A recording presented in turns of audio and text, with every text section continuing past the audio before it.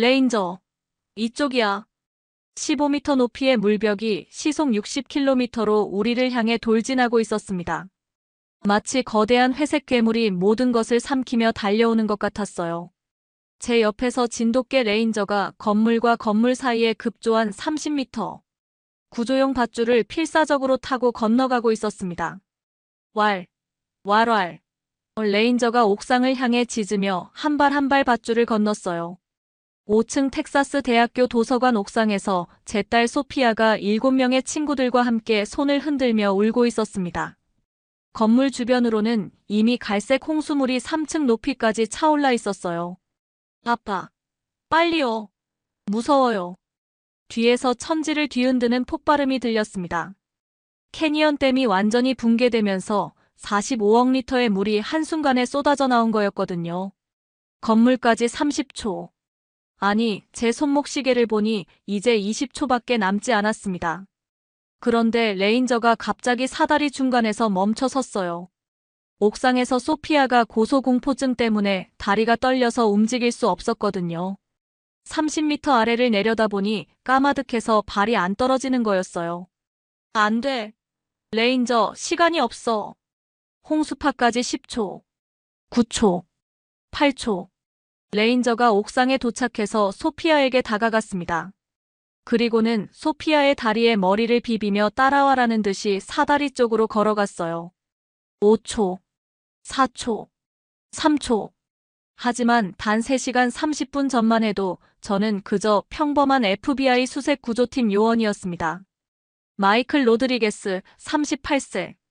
텍사스 힐 컨트리에서 여름 캠프 아이들 27명이 홍수에 실종됐다는 신고를 받고 레인저와 함께 출동했을 뿐이었어요.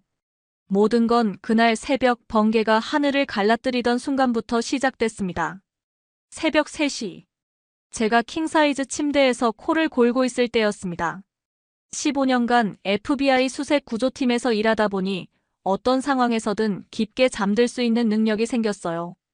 어제도 밤 11시까지 딸 소피아와 화상통화를 하면서 대학 기말고사 스트레스에 대해 이야기했거든요. 아빠, 유기화학이 너무 어려워요. 의대 갈 수 있을까요? 소피아, 아빠가 FBI 시험 칠 때도 그랬어. 포기하지 마. 침실 한쪽 구석에서 레인저가 자신만의 쿠션에서 새근새근 자고 있었습니다. 이놈은 제가 잠들기 전까지 절대 눈을 감지 않는 습관이 있어요. 3년 전 멕시코에서 구조한 이후로 계속 그랬죠. 정확히 3시 17분이었습니다. 제 침대 옆 테이블에 있던 공무용 휴대폰이 요란하게 울리기 시작했거든요. 삐리리리링. 레인저가 번개처럼 일어나 귀를 바짝 세웠어요. 이놈은 제 휴대폰 벨소리만 들어도 긴급 출동인지 일반 전화인지 구분할 줄 아는 똑똑한 녀석입니다. 여보세요? 제가 잠결에 전화를 받았습니다. 347 로드리게스 요원. 즉시 긴급 출동하세요. 상황실 앤더슨 팀장의 목소리가 평소보다 훨씬 급박했어요. 텍사스 힐 컨트리 전역 돌발 홍수. 추정 실종자 100명 이상. 잠이 확 깼습니다. 실종자 100명이요? 어디서? 과달루페강 상류 캠프 크리스탈 스프링스. 어린이 27명 포함해서 43명과 연락 두절됐어요. 기상청 발표로는 3시간에 250mm 집중폭우. 상황이 심각합니다. 제가 침대에서 벌떡 일어나자 레인저도 따라서 일어났어요. 이놈은 제 행동만 봐도 출동 준비를 해야 한다는 걸 압니다. 출동 시간은? 지금 즉시요. 헬기팀도 대기 중이고 텍사스 레인저스와 합동작전입니다. 제가 전화를 끊고 옷장으로 달려갔습니다. FBI 표준 작전복, 방수 재킷, 전술바지, 안전화, 방탄조끼. 평상시라면 입는데 5분 걸리는데 긴급 상황에서는 2분 만에 완료할 수 있어요. 레인저가 현관문 옆에서 자신의 구조견 조끼를 물고 와서 제 발치에 놓았습니다. 이놈도 출동 준비 완료라는 신호였죠. 좋아, 레인저. 차고에서 FBI 지급 검은색 SUV 엔진을 켰을 때 밖에서는 이미 번개가 하늘을 가르고 있었습니다. 쾅! 천둥 소리와 함께 굵은 빗방울이 앞유리를 때리기 시작했어요. 7월 4일 새벽 3시 20분, 저는 오스틴 북쪽 도로를 시속 120km로 달리고 있었습니다. 조수석에 앉은 레인저가 귀를 바짝 세우며 창밖을 응시했습니다. 이 진돗개는 3년 전 리오그란데 강변에서 멕시코 카르텔 소탕 작전 중에 구조한 녀석입니다. 당시 총상을 입고 죽어가던 이 개를 수의사에게 데려갔고 회복 후 제가 입양했죠. 그 이후로 이놈은 제 그림자처럼 따라다니며 수십 번의 작전을 함께 했습니다. 후. 레인저가 낮게 숨을 내쉬며 코를 킁킁거렸습니다. 이놈은 폭풍 냄새를 누구보다 빨리 맡습니다. 지난 허리케인 하비 때도 기상청 발표보다 6시간 먼저 태풍의 방향 변화를 감지했거든요. 차량 무전기에서 헬리콥터 조종사 톰슨의 목소리가 들려왔습니다. 마이크, 기상청 최신 데이터야. 새벽 1시부터 3시간 동안 힐 컨트리 지역에 250mm 집중폭우가 쏟아졌어. 과달루페 강 수위가 시간당 3m씩 상승 중이고 상류 캐니언 댐 관리사무소에서는 30분 전부터 비상배수를 시작했다고 해. 250mm. 그 지역 연평균 강수량의 3분의 1이 단 3시간에 내린 겁니다. 제가 15년간 경험한 자연재해 중에서도 손에 꼽을 규모였죠. 앞유리에 빗방울이 굵어지기 시작했습니다. 와이퍼를 최고 속도로 돌려도 시야 확보가 어려웠어요. 그런데 이상한 일이 일어났습니다. 레인저가 갑자기 낮게 으르렁거리기 시작한 거예요. 왜 그래, 레인저? 이놈이 이런 소리를 낼 때는 두 가지 경우뿐입니다. 적의 매복을 감지했거나 극도로 위험한 상황이 임박했을 때죠. 3년 전 멕시코 국경에서 카르텔 저격수가 우리를 노리고 있을 때도 똑같이 으르렁거렸거든요. 차량용 GPS에 빨간 경고등이 깜빡이기 시작했습니다. 전방 도로 침수. 우회로 안내를 시작합니다. 하지만 제게는 우회할 시간이 없었습니다. 캠프에 고립된 아이들, 그 중에는 겨우 6살짜리도 있다고 했거든요. 오전 5시 47분 커빌 시청 앞 광장에 도착했을 때 이미 전쟁터 같은 상황이었습니다. 텍사스 레인저스의 검은색 SUV 12대, 국가방위군의 카키색 군용 트럭 8대, 해안경비대 구조선 3척이 강변에 정렬해 있었죠. 임시구조본부 텐트에서는 수십 명의 요원들이 지도를 펼쳐놓고 작전을 논의하고 있었습니다. FBI 로드리게스 요원입니다. 현장 지휘관에게 배지를 내보였습니다. 반갑습니다. 텍사스 레인저스 스미스 대령입니다. 키가 190cm는 넘어 보이는 장년의 남자가 악수를 청했습니다. 상황이 심각합니다. 과달루페 강 상류 캠프 크리스탈 스프링스에서 어린이 27명, 성인 16명과 연락이 완전히 두절됐어요. 스미스 대령이 항공 사진을 펼쳐 보여줬습니다. 평소라면 폭 20m 정도의 과달루페 강이 200m 넘게 범람해 있었어요. 강물 색깔도 평소의 맑은 연두색이 아니라 진흙투성이 갈색으로 변해 있었죠. 헬기 접근이 가능한가요?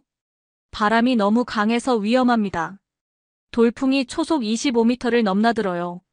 게다가 번개까지. 대령이 하늘을 올려다봤습니다. 도로는 말할 것도 없고요. 진입로 3곳 모두 완전히 물에 잠겼어요. 그때 레인저가 제 다리에 몸을 비비며 낮게 으르렁거렸습니다. 이놈의 귀가 바짝 서 있었어요. 5km 떨어진 곳에서 들려오는 급류 소리를 듣고 있는 거였죠. 독일 셰퍼드 팀은 어디 있습니까? 존슨 하사와 렉스가 동쪽 루트로 우회를 시도하고 있어요. 하지만 스미스 대령이 망원경을 건네줬습니다. 직접 보세요. 망원경을 받아 강 건너편을 살펴봤습니다. 약 800m 떨어진 곳에 캠프 크리스탈 스프링스의 2층 건물이 보였어요. 평소라면 걸어서 10분 거리인데 지금은 그 사이로 엄청난 급류가 흘러가고 있었습니다. 건물 옥상에서 누군가 손전등으로 SOS 신호를 보내고 있었어요.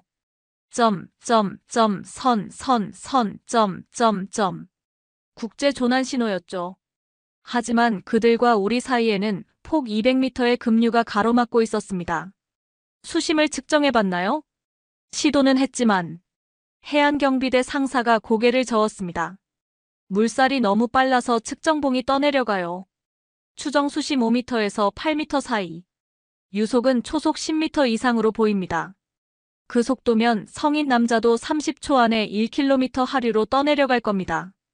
아이들이라면 수영으로는 절대 건널 수 없겠네요. 바로 그때였습니다. 레인저가 갑자기 제 팔을 앞발로 핥히며 강 상류 쪽을 향해 짖기 시작했어요. 왈, 왈왈.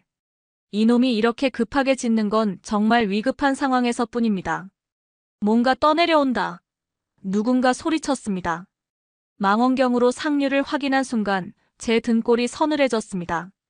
거대한 금속 덩어리 3개가 급류에 휩쓸려 내려오고 있었거든요. 선박용 컨테이너였습니다. 각각 길이가 12m, 너비 2.5m 정도 되는 대형 컨테이너가 물 위에 떠서 초속 15m로 돌진해오고 있었어요. 전 요원 강변에서 후퇴. 스미스 대령이 확성기를 들고 소리쳤습니다. 하지만 이상한 점이 있었습니다. 이런 산간 지역에 선박용 컨테이너가 있을 리 없어요. 가장 가까운 항구가 휴스턴인데 여기서 300km나 떨어져 있거든요. 오전 7시 15분. 컨테이너 3개가 강변의 커다란 바위에 걸려 멈췄습니다. 안전 확보 후 접근하겠습니다. 제가 구조용 밧줄을 허리에 묶으며 말했습니다. 위험합니다, 로드리게스 요원. 스미스 대령이 만류했어요. 물살이 다시 거세지면. 괜찮습니다. 레인저가 함께 갈 테니까요. 진돗개는 수영을 잘합니다. 특히 레인저는 물을 무서워하지 않아요. 작년 허리케인 하비 때 휴스턴 침수 지역에서 17명을 구조하는 데 도움을 줬거든요. 밧줄을 타고 강변으로 내려가면서 레인저에게 말했습니다. 조심해, 레인저. 물에 빠지면 안 돼. 이놈이 고개를 끄덕이며 제 옆에 바짝 붙어 걸었어요. 진돗개의 충성심은 정말 대단합니다. 주인이 위험에 처하면 자기 목숨을 걸고라도 보호하려고 하거든요. 첫 번째 컨테이너에 도착해서 문을 열어봤는데 제가 예상했던 구호물품이 아니었습니다. 하얀 가루가 방수 비닐포에 쌓여 가득 들어 있었어요. 각 포장지는 1kg씩 포장되어 있었고 대략 500개 정도 되어 보였습니다. 포장지마다 뱀 모양 문신과 함께 스페인어로 엘세르피엔테 SERPIENT라고 인쇄되어 있었어요. 코카인이었습니다. 순도 90% 이상으로 보이는 고순도 마약이 500kg이나 되었죠. 이거 완전히 다른 사건이네요. 제가 무전기를 잡았습니다. DEA에 연락 바랍니다. 대량의 마약을 발견했어요. 10분 후 DEA 텍사스 지부에서 파견된 마르티네즈 요원이 헬기로 도착했습니다. 키 165cm 정도의 히스패닉 여성으로 멕시코 카르텔 전문가였죠. 엘세르피엔테는 신타로와 카르텔의 분파예요. 마르티네즈 요원이 포장지를 자세히 살펴보며 말했습니다. 최근 3개월간 텍사스와 멕시코 국경에서 추적 중인 조직이죠. 두목이 에두아르도 라 비보라 멘도사라는 자인데 FBI 최우선 수배자 명단에 있어요. 그때 레인저가 다시 귀를 바짝 세우더니 강 상류를 향해 짖기 시작했습니다. 왈, 왈왈왈. 헬리콥터 소리였습니다. 하지만 우리 쪽 구조 헬기가 아니었어요. 엔진 소리가 달랐거든요. 신원 미확인 헬기 2대가 북쪽 상공에서 접근 중입니다. 관제탑에서 무전이 들어왔습니다. 등록번호 확인. 멕시코 민간 헬기로 보입니다. 망원경으로 확인해보니 검은색 UH-1 휴이 헬기 2대였어요. 멕시코 등록번호 XA, MPG와 XA, VBR이 동체에 적혀 있었죠. 그런데 이상한 건 민간 헬기치고는 너무 군사적으로 보였다는 거예요. 헬기에서 밧줄이 내려오더니 무장한 남자 6명이 급강하로 내려왔습니다. 각자 AK-47과 권총으로 무장하고 있었어요. 전 요원 은폐하. 무장 조직 확인됐다. 스미스 대령이 확성기로 소리쳤습니다. 레인저가 제 앞에 서서 으르렁거리기 시작했어요. 이놈의 보호 본능이 발동한 거죠. 털이 목 뒤에서부터 꼬리까지 곤두서 있었습니다. 그런데 신기한 일이 일어났습니다. 첫 번째 총성이 울리기 2초 전에 레인저가 갑자기 제 바지를 물고 왼쪽 큰 바위 그늘로 끌고 갔어요. 탕탕탕. 제가 서 있던 자리에 총알 3발이 박혔습니다. 만약 레인저가 미리 끌어내지 않았다면 제가 맞았을 거예요. 오전 8시 30분. 텍사스 레인저스와 무장 조직 간의 15분간 교전이 끝났습니다. 카르텔 조직원 4명이 사망하고 2명이 부상당해 체포됐어요. 다행히 우리 쪽에는 경상자 3명만 발생했죠. 레인저 덕분에 제가 무사했던 게 가장 큰 행운이었습니다. 현장을 정리하던 중 마르티네즈 요원이 컨테이너 바닥에서 중요한 증거를 발견했습니다. 로드리게스 요원, 이거 좀 봐요. 그녀가 방수 파우치에서 꺼낸 문서를 보여줬어요. 텍사코 에너지 코퍼레이션 화물 운송장이네요. 텍사코 에너지. 텍사스에서 3번째로 큰 석유 정제 회사였습니다. 본사가 휴스턴에 있고 회장이 윌리엄 R. 앤더슨이라는 65세 남자죠. 저는 6개월 전 워싱턴 DC에서 열린 에너지 정책 포럼에서 그를 만난 적이 있었어요. 운송장을 자세히 살펴보니 더 이상한 점들이 발견됐습니다. 발송지가 베라크루스 항구네요. 마르티네즈 요원이 손가락으로 가리켰습니다. 도착지는 휴스턴이 아니라 코퍼스 크리스티 항구예요. 텍사코 에너지가 왜 멕시코에서 화물을? 더 이상한 건 날짜예요. 이 운송장 날짜가 오늘 7월 4일로 되어 있어요. 하지만 컨테이너가 텍사스 내륙 산간 지역에서 발견됐다는 게 바로 그때 레인저가 또다시 제 팔을 앞발로 핥히며 강 하류 쪽을 향해 짖기 시작했어요. 또 뭔가 떠내려온다. 이번에는 컨테이너가 아니었습니다.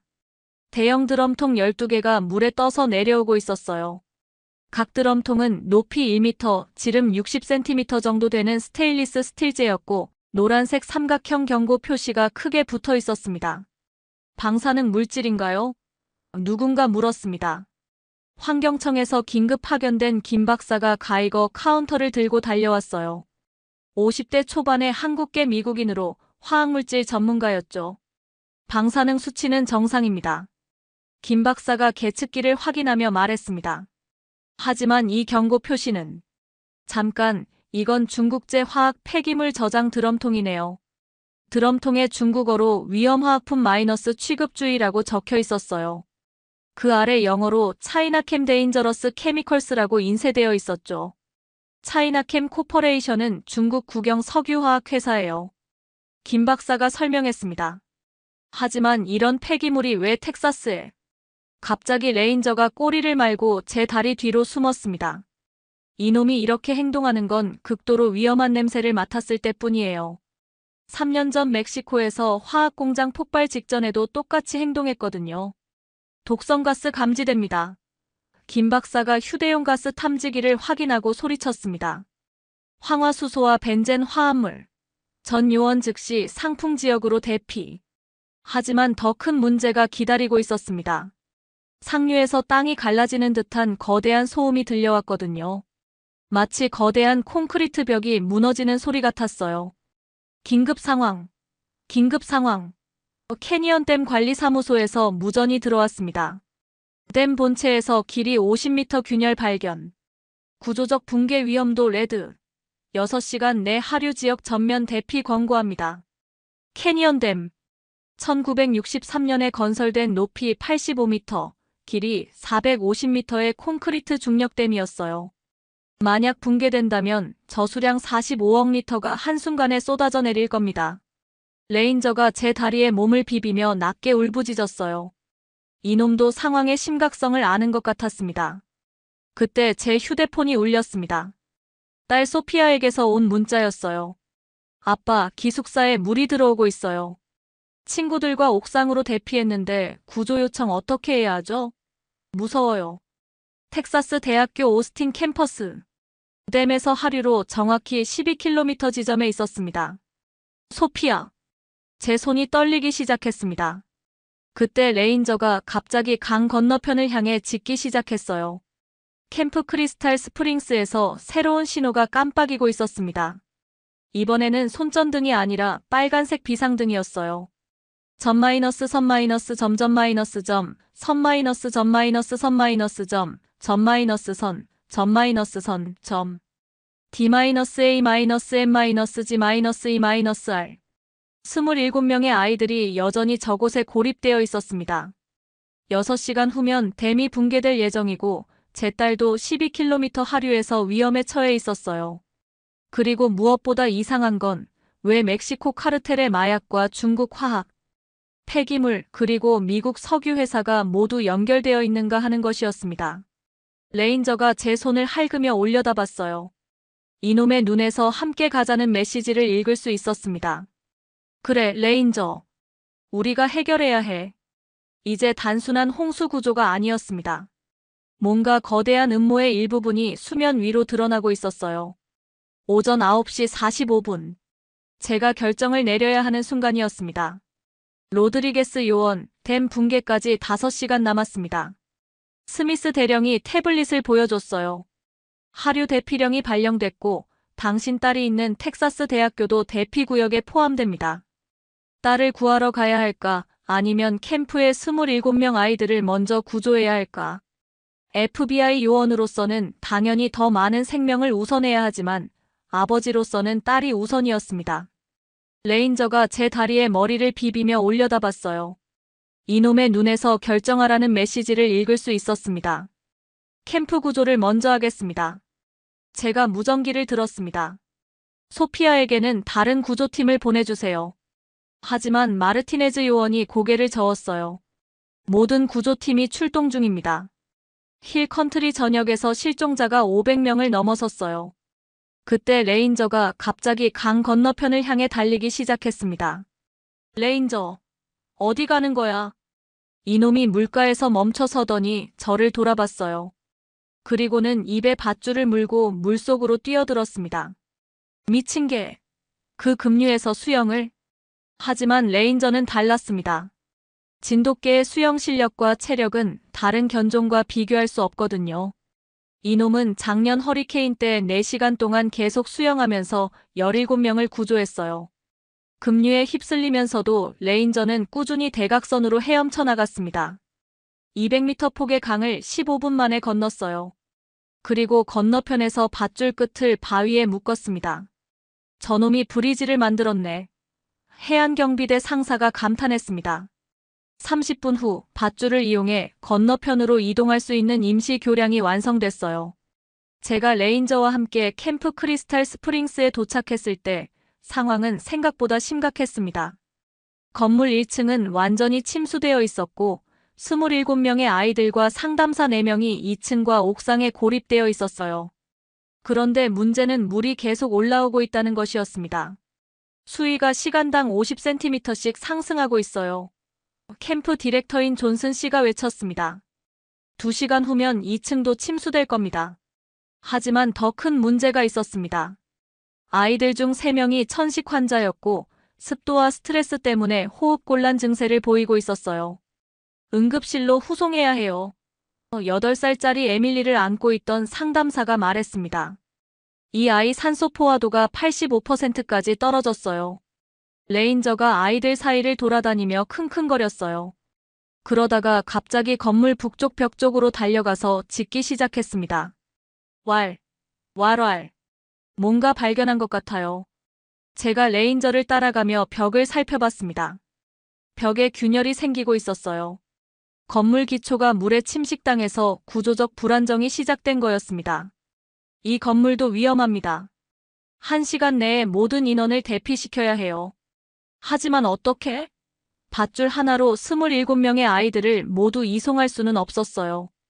그때 레인저가 다시 뭔가를 발견했습니다.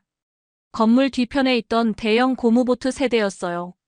저건 캠프에서 사용하던 래프팅 보트네요.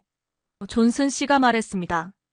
하지만 이 급류에서는 해볼 수밖에 없어요.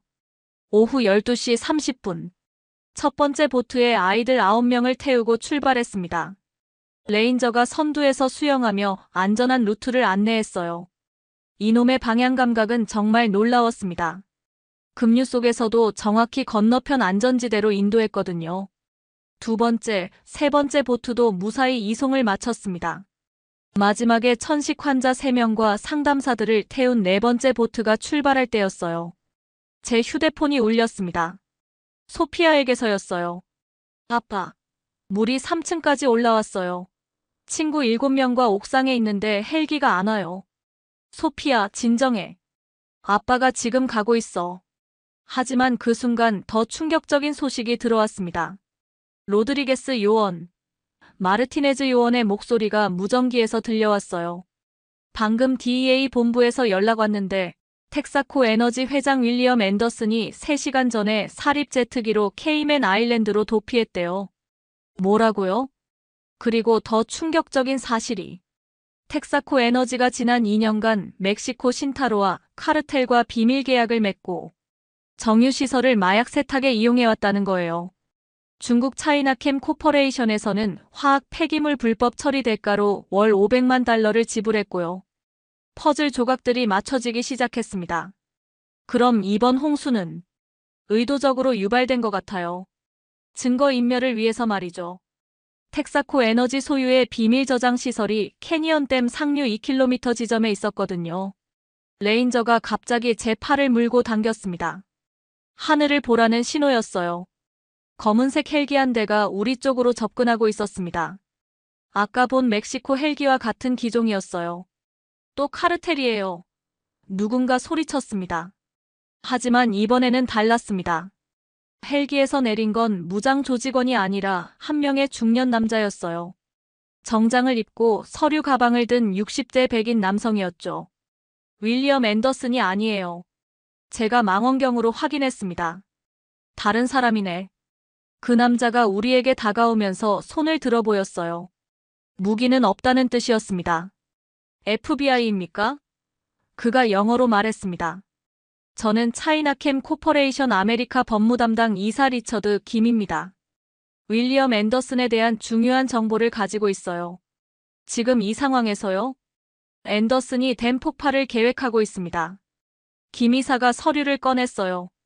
우리 회사 비밀 문서인데 앤더슨이 댐을 폭파해서 모든 증거를 없애려고 해요. 그리고 그때 엄청난 폭발음이 상류에서 들려왔습니다. 쾅! 캐니언 댐 방향에서 거대한 화염과 연기가 치솟았어요. 댐이 폭파됐다. 스미스 대령이 무전기를 잡고 소리쳤습니다. 전 지역 즉시 대피. 홍수파 도달 예상 시간 30분. 30분. 소피아가 있는 텍사스 대학교까지 차로 25분 거리였습니다. 레인저가 제 다리를 핥히며 차량 쪽을 향해 달리기 시작했어요. 이놈도 상황을 이해한 것 같았습니다. 소피아를 구하러 가야 해요. 제가 스미스 대령에게 말했습니다. 위험합니다. 홍수파가 레인저와 함께라면 할 수 있어요. 제가 차에 올라타자 레인저도 뛰어올랐습니다. 3년 전 멕시코에서 만났을 때부터 지금까지 이놈은 한 번도 저를 실망시킨 적이 없었어요. 엔진을 켜고 가속 페달을 밟는 순간 제 휴대폰에 소피아에게서 마지막 문자가 왔습니다. 아빠 사랑해요. 만약 못 만나더라도 아빠가 최고의 아버지였다는 걸 알아줘요. 절대 안 돼. 제가 이를 악물었습니다. 소피아 아빠가 반드시 구하러 간다.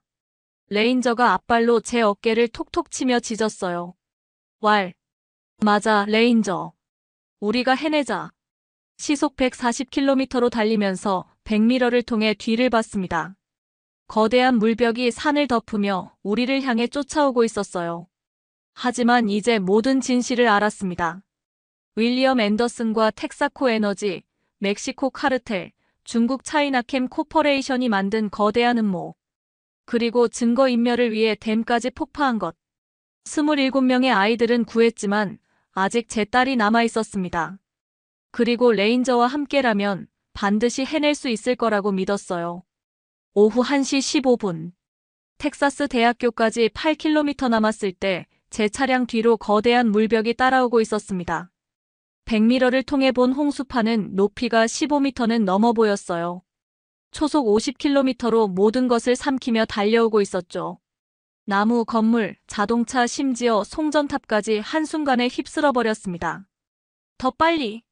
제가 가속 페달을 끝까지 밟았습니다. 레인저가 조수석에서 앞을 주시하며 낮게 으르렁거렸어요. 이놈도 위기감을 느끼고 있었습니다. 소피아 아빠가 거의 다 갔어. 조금만 버텨. 제가 핸즈프리로 전화를 걸었습니다. 아빠.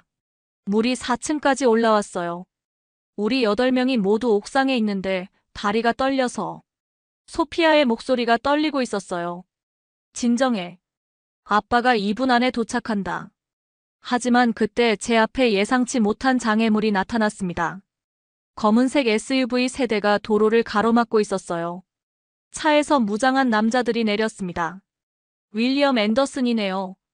제가 망원경으로 확인했습니다. 케이맨 아일랜드로 도피했다던 그가 왜 여기에 있는 거죠? 앤더슨이 확성기를 들고 소리쳤습니다. FBI 요원, 차에서 내려와. 당신이 너무 많은 걸 알게 됐어. 뒤에서는 홍수파가 3km 지점까지 다가오고 있었고 앞에서는 무장 조직이 길을 막고 있었습니다. 레인저, 어떻게 하지? 그때 레인저가 갑자기 차 창문을 발로 열더니 밖으로 뛰어나갔어요. 레인저, 돌아와. 하지만 이놈에게는 계획이 있었습니다. 도로 옆 산비탈을 타고 올라가서 무장 조직의 측면으로 돌아간 거예요. 그리고는 가장 뒤에 있던 총잡이에게 뒤에서 달려들었습니다. 아! 그 남자가 레인저에게 다리를 물려 넘어졌어요. 그 틈에 제가 차를 급가속시켜 SUV 사이로 빠져나갔습니다. 총소리가 뒤에서 들렸지만 레인저가 혼란을 만들어준 덕분에 빠져나올 수 있었어요. 레인저, 어서 타! 이놈이 전력으로 달려와서 달리는 차 뒤로 뛰어올랐습니다. 정말 영화 같은 장면이었어요. 오후 1시 17분. 텍사스 대학교 도서관 건물 앞에 도착했습니다. 5층 건물이 4층까지 침수되어 있었고 옥상에서 8명의 학생들이 손을 흔들고 있었어요. 그중 한 명이 제 딸 소피아였습니다. 소피아. 제가 소리쳤습니다. 아빠. 소피아가 울면서 손을 흔들었어요. 하지만 문제가 있었습니다. 건물까지 가는 길이 이미 물에 잠겨 있었고 수심이 3m는 넘어 보였어요. 게다가 5분 후면 홍수파가 도착할 예정이었습니다. 헬기는 언제 와요? 제가 무전기로 물었습니다. 강풍 때문에 접근 불가능합니다. 관제탑에서 답했어요. 풍속이 초속 30m를 넘어서. 그때 레인저가 다시 제 팔을 물고 당겼습니다. 주변을 둘러보니 소방서 트럭 한 대가 물에 반쯤 잠긴 채 있었어요. 사다리 차다. 다행히 엔진이 살아있었습니다. 제가 운전석에 올라타고 레인저와 함께 건물 쪽으로 이동했어요. 수심 3m의 물을 헤치고 가는 건 쉽지 않았지만 대형 소방차라서 가능했습니다. 건물 옥상까지 도달할 수 있는 30m 사다리를 펼쳤습니다. 소피아, 먼저 내려와. 하지만 소피아가 고소공포증이 있다는 걸 깜빡했어요.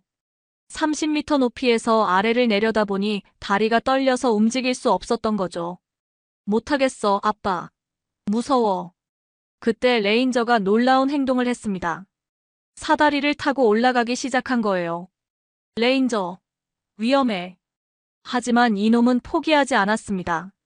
걔가 30m 사다리를 오르는 건 정말 위험한 일이에요. 하지만 레인저는 한 발 한 발 조심스럽게 올라갔습니다. 옥상에 도착한 레인저가 소피아에게 다가가서 다리에 머리를 비볐어요.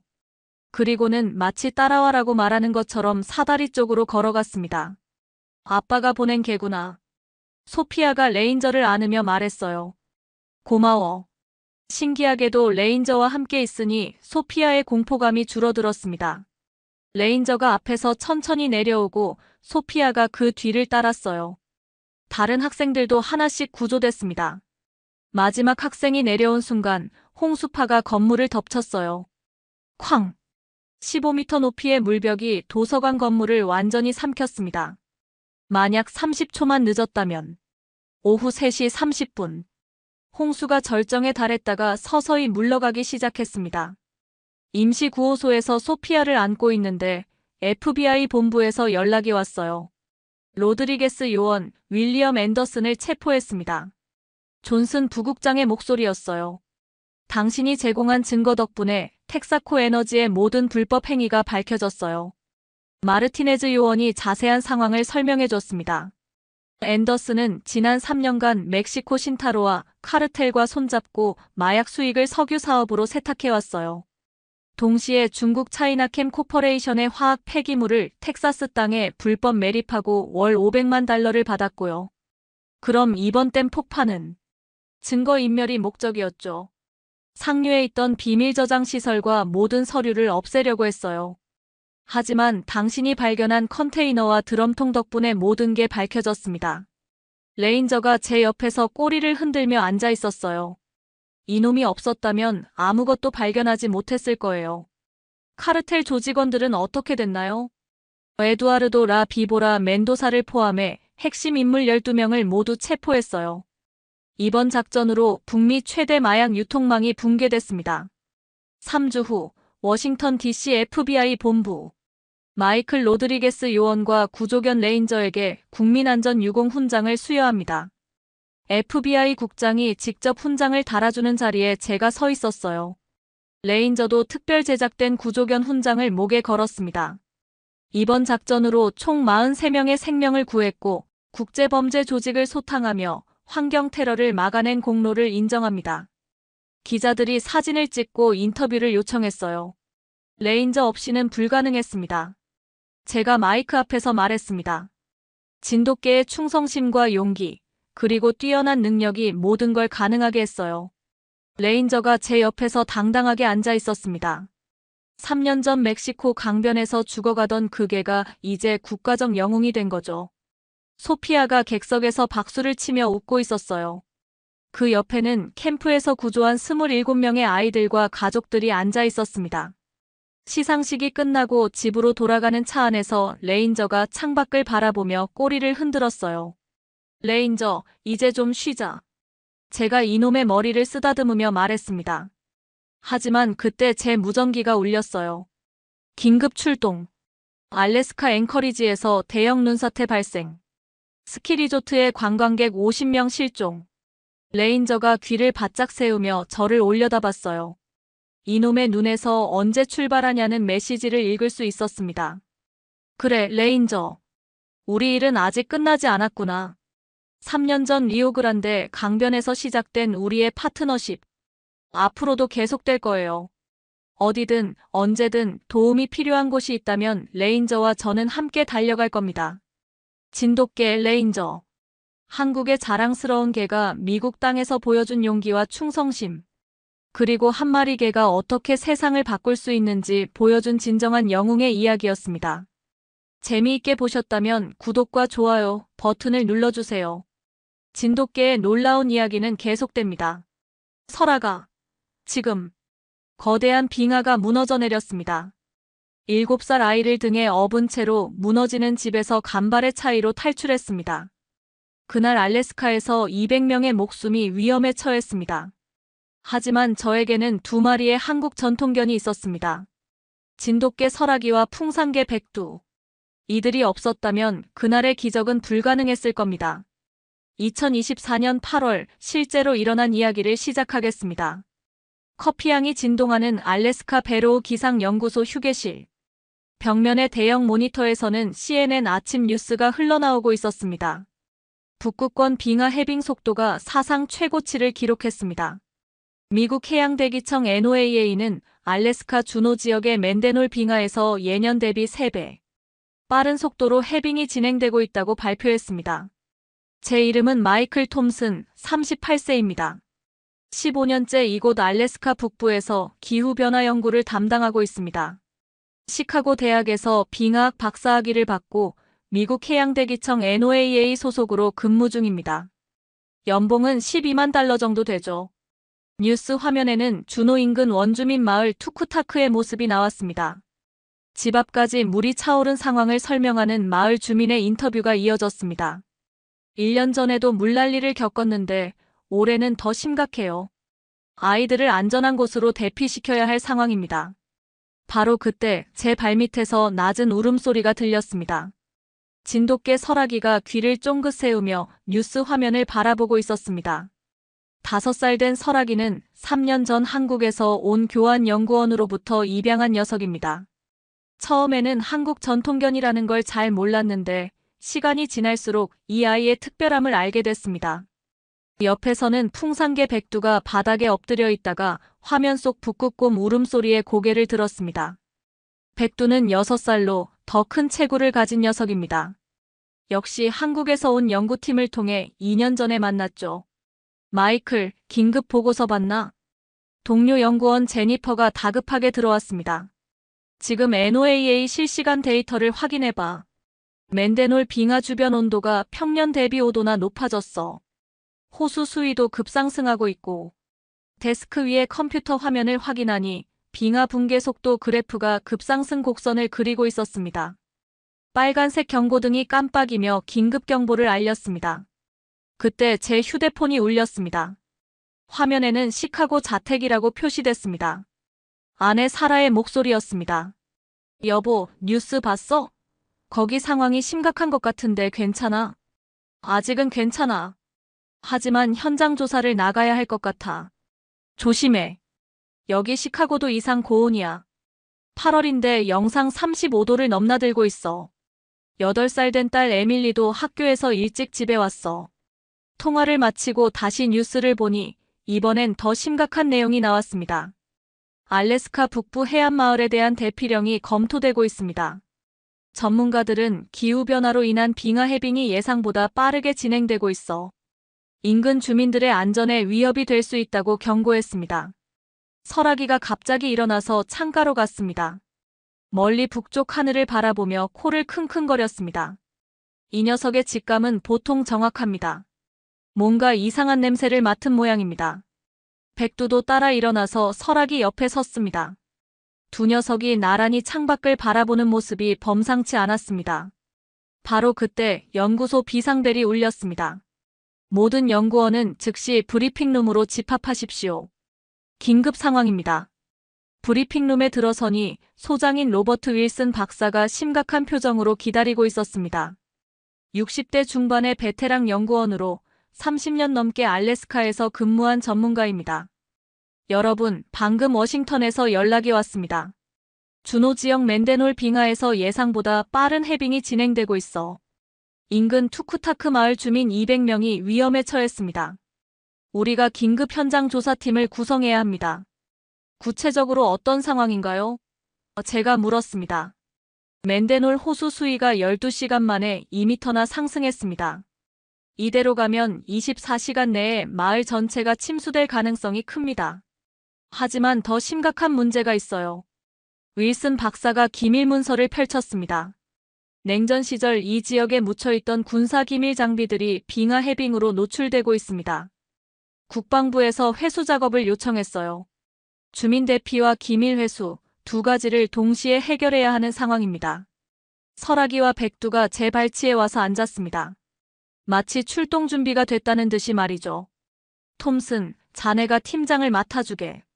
현장 경험도 풍부하고 그 개들과의 팀워크도 검증됐으니까. 지난 2년간 설아기와 백두는 여러 번의 현장 조사에서 놀라운 능력을 보여줬습니다. 특히 설아기는 위험한 지형을 미리 감지하는 능력이 뛰어났고 백두는 혹독한 추위와 거친 지형에서도 끄떡없는 체력을 가지고 있었습니다. 언제 출발해야 하나요? 지금 당장입니다. 헬기가 30분 후에 도착할 예정이에요. 헬기 이륙 20분 전, 저는 장비 준비에 한창이었습니다. 극지용 방한복을 입고 GPS 추적기, 위성통신 장비, 드론, 열화상 카메라까지 챙겼습니다. 특히 이번에는 메시테틱 MES HTAS-TIC 네트워크 장비도 가져갔습니다.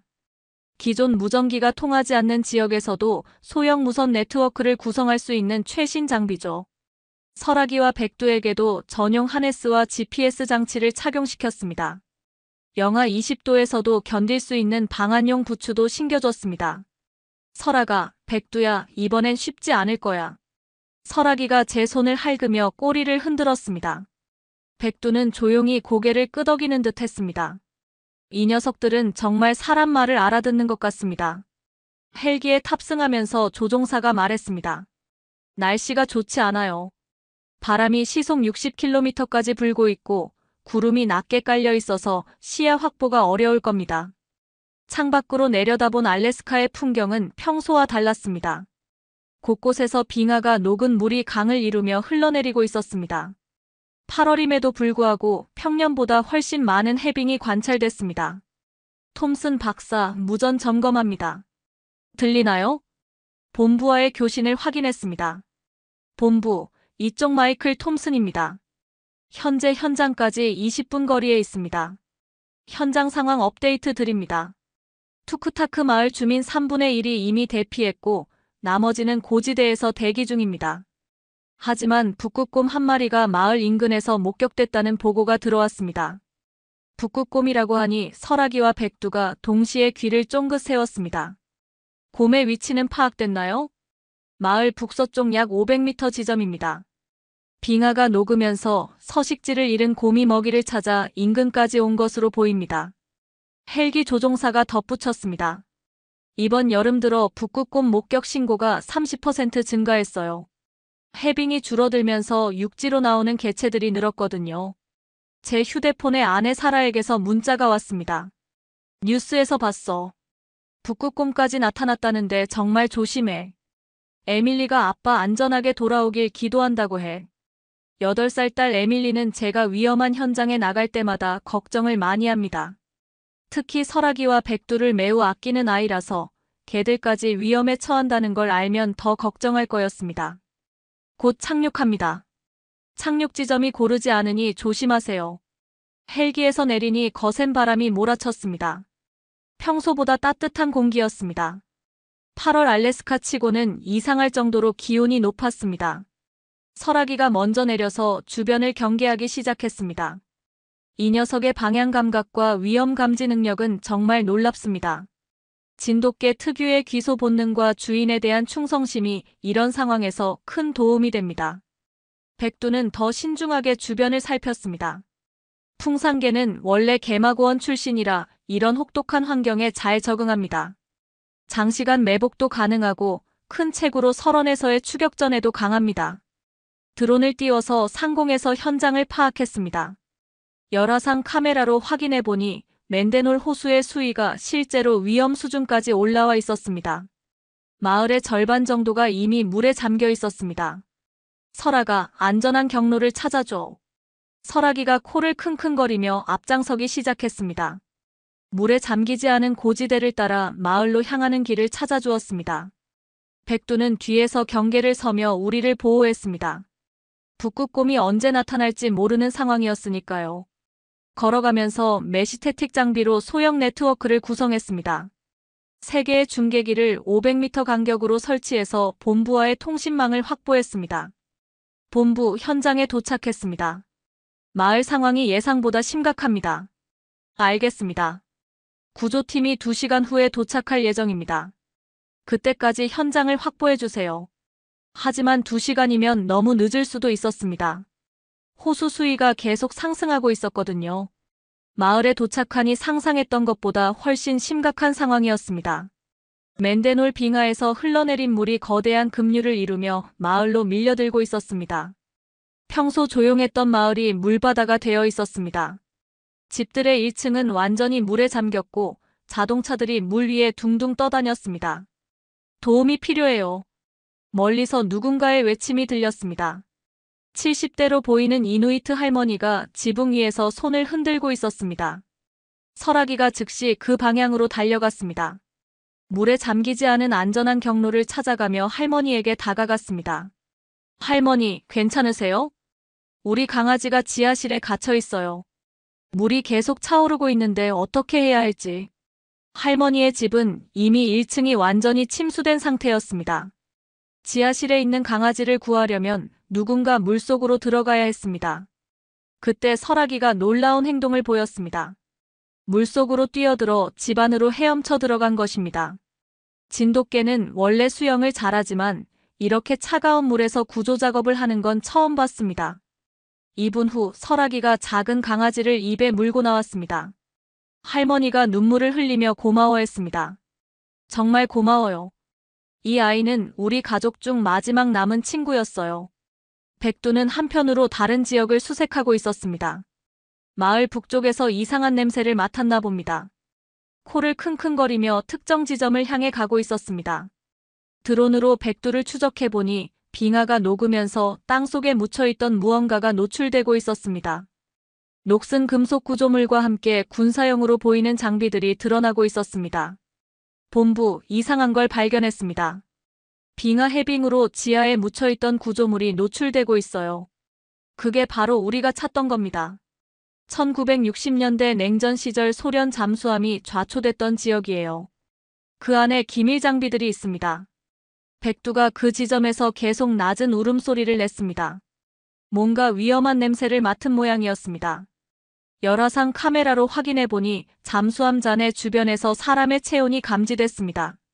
하지만 구조팀도 아니고 마을 주민도 아닌 정체불명의 인물들이었습니다. 혹시 밀수업자들일까요? 가능성이 높습니다. 기밀 장비를 노리고 온 불법 조직일 수 있어요. 바로 그때 마을 반대편에서 비명 소리가 들렸습니다. 곰이다.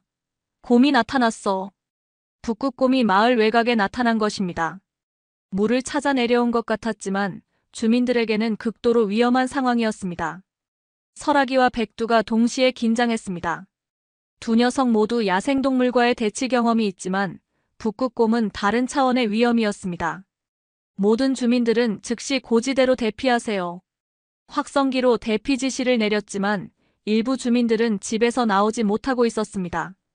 1층이 침수돼서 2층에 고립된 상태였던 겁니다. 이때 제게 또 다른 연락이 왔습니다. 톰슨 박사, 긴급 상황입니다. 준호 기상대에서 연락이 왔는데 앞으로 6시간 내에 더 큰 빙하 붕괴가 예상된다고 합니다. 더 큰 붕괴라고요? 현재 붕괴된 빙하는 전체의 30% 정도입니다. 나머지 70%가 한꺼번에 무너지면 마을 전체가 완전히 물에 잠길 수 있어요. 상황이 점점 복잡해지고 있었습니다. 주민 대피, 북극곰 위협, 기밀 장비 회수, 밀수업자 추적, 그리고 더 큰 재난 예방까지. 동시에 여러 가지 문제를 해결해야 하는 상황이었습니다. 설아기가 제 옆에 와서 앉았습니다. 눈빛이 매우 진지했습니다. 마치 이제 어떻게 할 거냐고 묻는 것 같았습니다. 백두도 잠수함 잔해 쪽에서 돌아와 경계 자세를 취했습니다. 저는 심호흡을 한번 하고 결정을 내렸습니다. 본부, 작전을 분할하겠습니다. 북극곰 유인과 주민 대피는 백두와 함께하고 기밀 장비 회수와 밀수업자 추적은 설아기와 함께하겠습니다. 너무 위험하지 않나요? 혼자서는. 이 아이들이 있으니 괜찮을 겁니다. 지금까지 한 번도 저를 실망시킨 적이 없었어요. 설아기가 꼬리를 한번 크게 흔들었습니다. 백두는 고개를 끄덕이는 듯 했습니다. 전쟁이 시작됐습니다. 오후 2시 상황은 더욱 급박해졌습니다. 맨데놀 호수의 수위가 계속 상승하면서 마을 주택들이 하나둘씩 더 깊이 잠기고 있었습니다. 그런데 더 심각한 문제는 주민들이 완전히 고립되기 시작했다는 것이었습니다. 엄마, 무서워요. 마을 중앙부에 있는 2층 건물 옥상에서 7살 정도 된 이누이트 아이가 울고 있었습니다. 어머니가 아이를 품에 안고 달래고 있었지만 물이 계속 차오르고 있어 1층으로 내려갈 수도 없는 상황이었습니다. 설아기가 그 모습을 보고는 즉시 행동에 나섰습니다. 물에 잠기지 않은 지붕과 높은 구조물들을 연결하는 안전한 경로를 찾기 시작했습니다. 진돗개 특유의 뛰어난 방향 감각과 지형 파악 능력이 빛을 발하는 순간이었습니다. 설아가, 천천히 해. 안전한 길을 찾아줘. 설아기는 조심스럽게 지붕에서 지붕으로 이동하며 구조 가능한 경로를 만들어갔습니다. 그런데 문제가 생겼습니다. 마을 외곽에서 북극곰이 점점 가까이 다가오고 있었던 것입니다. 드론 열화상 카메라로 확인해보니 덩치가 상당히 큰 수컷 성체였습니다. 몸무게가 400kg은 좋게 될 것 같았습니다. 빙하가 녹으면서 서식지를 잃고 먹이를 찾아 헤매던 중 마을에 다다른 모양이었습니다. 백두가 곰의 움직임을 감지하고 낮은 울음소리로 경고했습니다. 풍산개는 원래 큰 야생동물과의 대치에 능한 견종입니다. 하지만 북극곰은 다른 차원의 위험이었습니다. 본부, 북극곰이 마을 중심부로 접근하고 있습니다. 주민 대피가 시급합니다.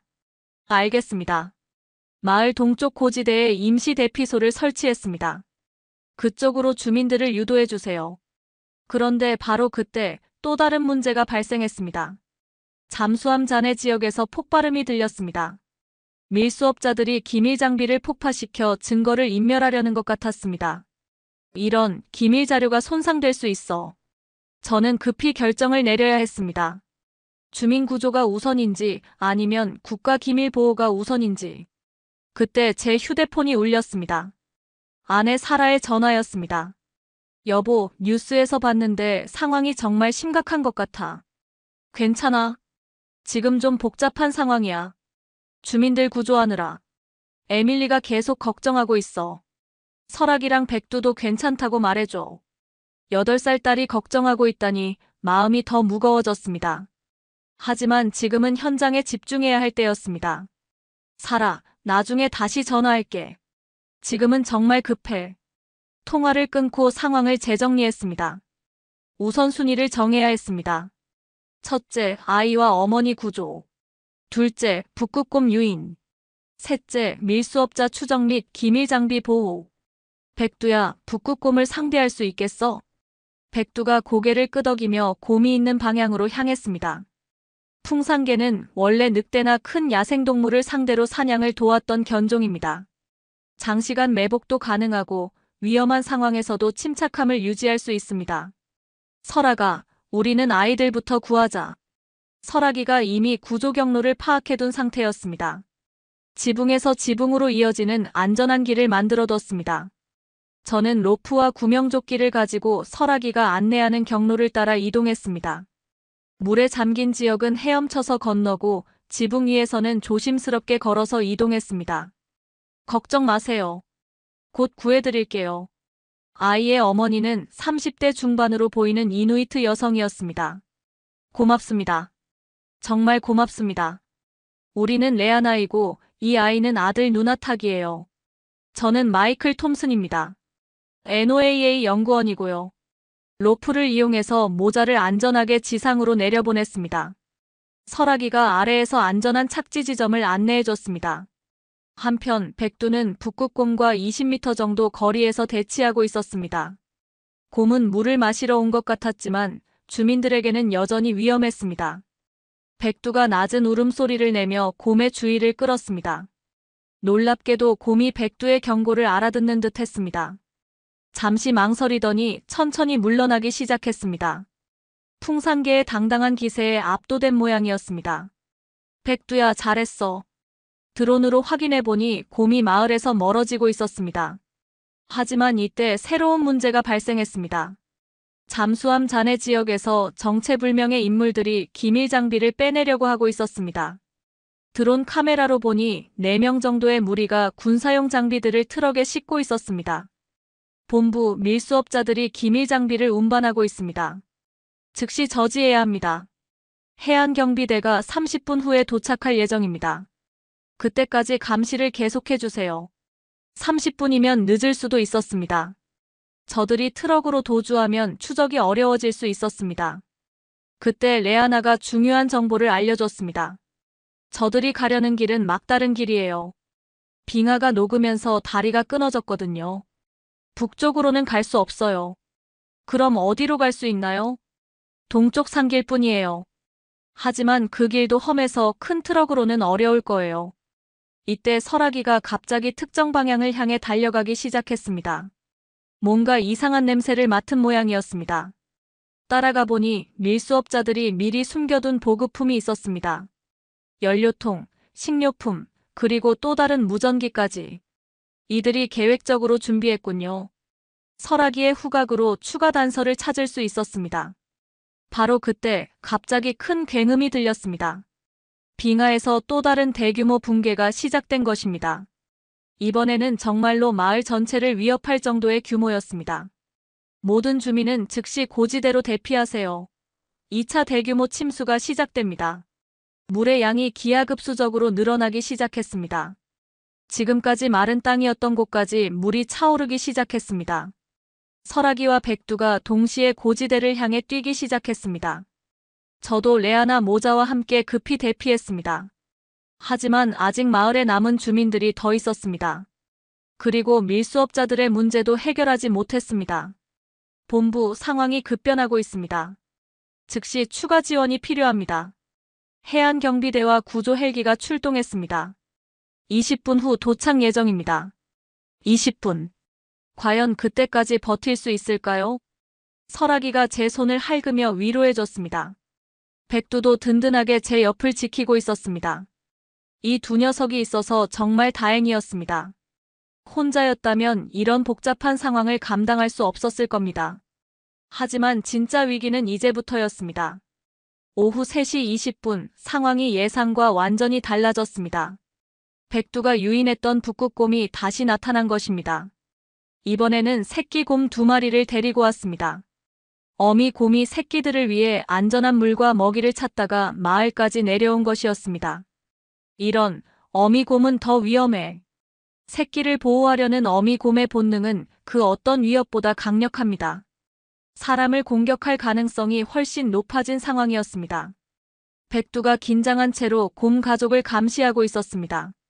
하지만 이번에는 함부로 접근할 수 없었습니다. 어미 곰을 자극하면 오히려 더 위험해질 수 있었으니까요. 그때 마을 토박이인 60대 이누이트 사냥꾼 아토카가 나타났습니다. 젊은이, 그 곰들을 다루는 법을 아네. 아토카는 40년 넘게 이 지역에서 살아온 베테랑 사냥꾼이었습니다. 북극곰의 습성을 누구보다 잘 알고 있었죠. 어떻게 해야 하나요? 직접 맞서면 안 돼. 바람 방향을 이용해서 곰들을 물가로 유도해야 해. 그들이 원하는 건 물과 물고기니까. 아토카의 조언에 따라 작전을 수정했습니다. 백두가 직접 곰과 대치하는 대신 우회 경로를 통해 곰들을 안전한 지역으로 유도하기로 했습니다. 백두야, 아토카 할아버지 말대로 해보자. 백두가 지능적으로 행동하기 시작했습니다. 곰들이 있는 곳에서 50m 정도 떨어진 지점에서 바람 방향을 이용해 자신의 냄새를 퍼뜨렸습니다. 곰들이 백두의 존재를 인식하되 위협으로 받아들이지 않도록 거리를 유지했습니다. 그 사이 설아기와 저는 밀수업자들을 추적하고 있었습니다. 드론으로 확인해보니 그들이 트럭에 기밀 장비를 싣고 동쪽 산길로 향하고 있었습니다. 하지만 레아나의 말이 맞았습니다. 빙하가 녹으면서 길이 끊어진 지점에서 멈춰 서 있었습니다. 설아가, 저들을 추적해보자. 설아기가 냄새를 따라 밀수업자들의 이동 경로를 파악했습니다. 진돗개의 추적 능력은 정말 놀랍습니다. 몇 시간 전에 지나간 발자국과 냄새도 정확하게 찾아낼 수 있습니다. 추적 과정에서 흥미로운 사실을 발견했습니다. 이들이 단순한 밀수업자가 아니라는 것이었습니다. 본부, 이상한 점을 발견했습니다. 이들이 사용하는 장비가 일반 밀수업자 수준이 아닙니다. 어떤 장비인가요? 군용 무전기, 위성통신 장비, 그리고 폭발물까지. 마치 정부기관이나 정보 조직 같습니다. 드론 카메라로 더 자세히 관찰해보니 이들 중 한 명이 러시아어로 무전 통화를 하고 있었습니다. 혹시 외국 정보기관일 수도 있겠군요. 상황이 점점 복잡해지고 있었습니다. 단순한 자연재해 대응이 국제기밀 사건으로 발전하고 있었습니다. 그때 제 휴대폰에 긴급 연락이 왔습니다. 시카고에 있는 아내 사라였습니다. 여보, 에밀리가 갑자기 열이 많이 나서 병원에 왔어. 지금 응급실에 있어. 뭐라고? 에밀리가? 8살 딸이 갑자기 아프다니 심장이 철렁했습니다. 의사가 말하기로는 독감 같은데 열이 39도까지 올라갔어. 어떻게 해야 할까? 현장에서는 수많은 사람들의 생명이 위험에 처해 있고 집에서는 딸이 아프고 이런 상황에서 무엇을 우선해야 할지 정말 고민스러웠습니다. 사라, 일단 의사 말씀대로 치료받아. 내가 지금 당장 갈 수는 없는 상황이야.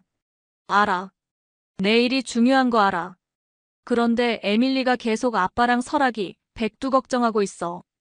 딸이 걱정하고 있다는 말에 더 마음이 무거워졌습니다. 설아기가 제 다리에 머리를 비비며 위로해줬습니다. 이 녀석도 제 심정을 아는 것 같았습니다. 설아가, 우리가 빨리 일을 끝내야겠어. 에밀리가 기다리고 있어. 그때 무전기에서 백두 쪽 상황이 들어왔습니다. 아토카의 도움으로 북극곰 가족을 성공적으로 물가로 유도했다는 것이었습니다. 어미 곰과 새끼들이 물에서 물고기를 잡기 시작했고 더 이상 마을 주민들에게 위협이 되지 않았습니다. 훌륭해, 백두야. 한편 밀수업자들은 길이 막혀서 우왕좌왕하고 있었습니다. 그들이 휴대용 폭발물로 길을 뚫으려고 시도하고 있었습니다. 본부, 밀수업자들이 폭발물을 사용하려고 합니다. 빙하가 더 불안정해질 수 있어요. 절대 저지해야 합니다. 추가 폭발이 일어나면 마을 전체가 완전히 물에 잠길 수 있습니다. 설아기와 함께 밀수업자들에게 접근했습니다. 하지만 4명이나 되는 무장한 상대를 혼자서 상대하기는 위험했습니다. 그때 설아기가 놀라운 작전을 제안했습니다. 아니, 제안이라고 할 수는 없지만 행동으로 의도를 보여줬습니다. 설아기가 밀수업자들의 주의를 끄는 동안 저는 뒤에서 폭발물을 제거하겠다는 것이었습니다. 설아가, 너무 위험해. 하지만 설아기는 이미 움직이기 시작했습니다. 진돗개 특유의 용감함과 주인에 대한 충성심이 발휘되는 순간이었습니다. 오후 4시 10분, 드디어 해안경비대 헬기가 나타났습니다. 하지만 상황은 여전히 복잡했습니다.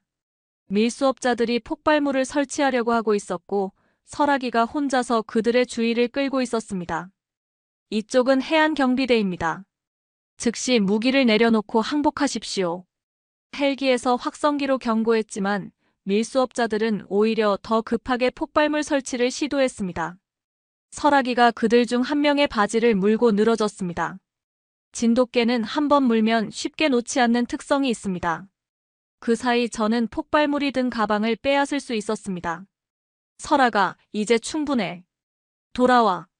하지만 설아기는 아직 임무가 끝나지 않았다는 듯이 계속 밀수업자를 견제하고 있었습니다. 해안경비대원들이 로프를 타고 내려와 밀수업자들을 체포했습니다. 그제서야 설아기가 제게로 돌아왔습니다. 잘했어, 설아가. 정말 잘했어. 설아기가 꼬리를 흔들며 제 손을 핥았습니다. 이제 기밀 장비를 확인할 차례였습니다. 냉전 시절 소련 잠수함에서 나온 장비들을 조사해보니 1960년대 통신 장비와 암호 해독기 등이 있었습니다. 당시로서는 최첨단 기술이었지만 지금은 역사적 가치가 더 큰 물건들이었습니다. 본부, 기밀 장비 회수 완료했습니다. 밀수업자들도 체포됐고요. 수고했습니다, 톰슨 박사. 그런데 또 다른 문제가 있어요. 또 다른 문제요? 기상대에서 연락이 왔는데 6시간 후에 더 큰 폭풍이 몰려온다고 합니다. 모든 인원이 대피해야 할 상황이에요. 이제 정말로 시간이 촉박해졌습니다. 남은 주민들을 모두 대피시키고 현장을 정리해야 했습니다. 그때 또 아내 사라에게서 전화가 왔습니다. 여보, 에밀리 상태가 좀 나아졌어. 열이 내리기 시작했어. 정말? 다행이다. 그런데 이 아이가 계속 설아기랑 백두 이야기를 해. 꿈에서 설아기가 나타나서 위험한 사람들을 쫓아냈다고 하더라고. 8살 아이의 말이지만 왠지 현실과 연결되는 느낌이었습니다. 설아기가 정말로 위험한 밀수업자들을 막아냈으니까요. 에밀리한테 말해줘. 설아기랑 백두가 정말 열심히 일하고 있다고. 곧 집에 돌아갈 거라고. 알겠어. 그런데 언제쯤 집에 올 수 있을까? 내일 오후에는 갈 수 있을 것 같아. 상황이 거의 정리됐어. 통화를 끝내고 나니 백두가 북극곰 유인 작전을 마치고 돌아왔습니다. 아토카 할아버지도 함께였습니다. 곰들이 안전한 곳으로 이동했네. 이제 당분간은 마을에 내려오지 않을 거야. 정말 고맙습니다, 할아버지. 이 개들이 대단하구먼. 특히 큰 녀석은 곰들을 다루는 법을 아는 것 같아. 백두가 아토카의 칭찬에 자랑스러워하는 듯 했습니다. 이제 마지막 작업이 남았습니다. 마을에 아직 남아있는 주민들을 모두 안전한 곳으로 대피시키는 것이었습니다. 드론으로 확인해보니 마을 남쪽 끝에 있는 집에서 아직 2명의 주민이 고립되어 있었습니다. 70대 노부부로 보였는데 거동이 불편해서 혼자서는 대피할 수 없는 상황이었습니다. 설아가, 백두야, 마지막 임무야. 저분들을 구해야 해. 물의 수위가 계속 높아지고 있어서 보트를 이용해야 했습니다. 해안경비대에서 소형 구명 보트를 제공해줬습니다. 설아기와 백두가 보트에 올라탔습니다. 두 녀석 모두 물을 무서워하지 않았지만 이렇게 큰 규모의 구조 작업은 처음이었습니다. 노부부에게 도착했을 때 할아버지가 말씀하셨습니다. 우리는 이 마을에서 60년을 살았네. 떠나기가 쉽지 않아. 할아버지, 안전이 먼저입니다. 나중에 다시 돌아올 수 있어요. 할머니가 덧붙였습니다. 우리 고양이도 함께 데려갈 수 있나요? 물론입니다. 설아기가 고양이를 조심스럽게 입에 물고 보트로 옮겼습니다. 진돗개는 다른 동물에게도 친화적인 성격을 가지고 있습니다. 오후 5시 30분 예보된 폭풍이 다가오고 있었습니다. 하늘이 점점 어두워지고 바람이 거세게 불기 시작했습니다. 6시간 후라던 예보보다 훨씬 빨리 날씨가 악화되고 있었습니다. 본부, 폭풍이 예상보다 빨리 접근하고 있습니다. 즉시 철수해야 할 것 같습니다. 알겠습니다. 모든 구조 작업을 마치고 대피하세요. 노부부를 보트에 태우고 안전지대로 이동하는 중에 갑자기 엔진이 꺼졌습니다. 이런, 엔진에 물이 들어간 것 같네요. 물이 계속 차오르면서 보트 바닥까지 물이 들어온 상태였습니다. 수동으로 노를 저어야 하는 상황이었습니다. 설아기와 백두가 상황의 심각성을 알아챘습니다. 두 녀석이 보트 가장자리에서 물속으로 뛰어들었습니다. 설아가, 백두야 위험해. 하지만 두 녀석은 보트를 물에서 끌고 가기 시작했습니다. 개들이 보트를 끄는 건 처음 보는 광경이었습니다. 진돗개 설아기는 지구력이 뛰어나고 풍산개 백두는 큰 체구와 강한 근력을 가지고 있습니다. 두 견종의 특성이 완벽하게 조화를 이룬 순간이었습니다. 대단하구먼, 이 개들이. 할아버지가 감탄했습니다. 15분 만에 안전지대에 도착할 수 있었습니다. 모든 마을 주민들이 고지대의 임시 대피소에 모였습니다. 모든 주민 대피 완료. 해안경비대에서 최종 확인했습니다. 총 198명의 주민이 모두 안전하게 대피했습니다. 그런데 바로 그때 레아나가 급히 달려왔습니다. 톰슨 박사님, 큰일이에요. 우리 아들 누나탁이 어디 갔는지 모르겠어요. 뭐라고요? 아까 구조한 7살 아이가 사라진 것입니다. 언제부터 보이지 않았나요? 30분 전부터요. 분명히 여기 있었는데. 설아기가 즉시 누나타기의 냄새를 추적하기 시작했습니다. 아이가 마지막에 있었던 지점에서 냄새를 맡더니 특정 방향을 가리켰습니다. 마을 쪽으로 돌아간 것 같네요. 이미 물에 잠긴 마을로 아이가 혼자 돌아갔다는 것은 극도로 위험한 상황이었습니다. 레아나, 누나타기가 왜 마을로 돌아갔을까요? 우리 강아지 샤마가 집에 있어요. 아마 샤마를 구하러 간 것 같아요. 7살 아이가 반려견을 구하러 위험한 마을로 혼자 돌아간 것이었습니다. 본부, 긴급 상황입니다. 7살 아이가 침수된 마을로 돌아갔습니다. 폭풍이 곧 도착합니다. 매우 위험해요. 하지만 포기할 수는 없었습니다. 설아가, 백두야, 마지막 임무야. 누나타기를 찾아야 해. 두 녀석이 동시에 고개를 끄덕이며 출동 준비를 했습니다. 오후 6시 20분, 폭풍우가 본격적으로 시작됐습니다. 바람은 시속 80km까지 강해졌고 빗방울이 얼굴을 때렸습니다. 시야 확보가 어려운 상황에서 7살 아이를 찾아야 했습니다. 설아기가 앞장서서 누나타기의 냄새를 추적했습니다. 진돗개의 후각은 폭풍우 속에서도 정확했습니다. 백두는 뒤에서 경계를 서며 안전을 확보했습니다. 드론도 바람 때문에 제대로 날 수 없는 상황이었습니다. 오직 설아기의 추적 능력에 의존해야 했습니다. 30분 만에 누나타기를 발견했습니다. 레아나의 집 2층 창가에서 작은 강아지를 안고 있었습니다. 물이 이미 1층을 완전히 뒤덮은 상태였습니다. 누나타가. 아이가 제 목소리를 듣고 손을 흔들었습니다. 하지만 물이 계속 차오르고 있어서 2층까지도 위험한 상황이었습니다. 샤마를 두고 올 수 없어요. 누나타기가 외쳤습니다. 설아기가 물속으로 뛰어들어 집 안으로 헤엄쳐 들어갔습니다. 계단을 통해 2층까지 올라가서 누나타기에게 다가갔습니다. 놀랍게도 설아기가 먼저 작은 강아지 샤마를 입에 물었습니다. 그리고 누나타기에게 따라오라는 신호를 보냈습니다. 설아기가 샤마를 구해줄 거야. 누나타가 내 등에 올라타. 아이를 등에 업고 설아기와 함께 물속으로 나왔습니다. 백두가 밖에서 안전한 경로를 안내해주고 있었습니다. 그런데 바로 그때 집이 물의 압력을 견디지 못하고 무너지기 시작했습니다. 빨리! 간발의 차이로 무너지는 집에서 빠져나올 수 있었습니다. 만약 설아기가 냄새 추적을 통해 누나타기를 빨리 찾지 못했다면 큰 사고가 날 뻔했습니다. 안전지대에 도착했을 때 레아나가 눈물을 흘리며 달려왔습니다. 누나타가. 정말 걱정했어. 엄마 샤마도 구했어요. 설아기가 도와줬어요. 아이가 설아기를 꼭 안아주었습니다. 설아기도 꼬리를 흔들며 기뻐했습니다. 이때 제 휴대폰이 울렸습니다. 아내 사라의 전화였습니다. 여보, 에밀리가 완전히 회복됐어. 그리고 이상한 일이 있었어. 이상한 일? 에밀리가 갑자기 설아기가 아이를 구했다고 하더라고. 꿈에서 본 거라는데 정확한 시간까지 말하더라. 정말 신기한 일이었습니다. 시카고에 있는 8살 딸이 알래스카에서 일어난 일을 꿈에서 봤다는 것이었습니다. 에밀리한테 말해줘. 설아기랑 백두가 정말 아이를 구했다고. 그리고 내일 저녁에는 집에 갈 수 있을 것 같다고. 정말? 드디어 집에 오는 거야?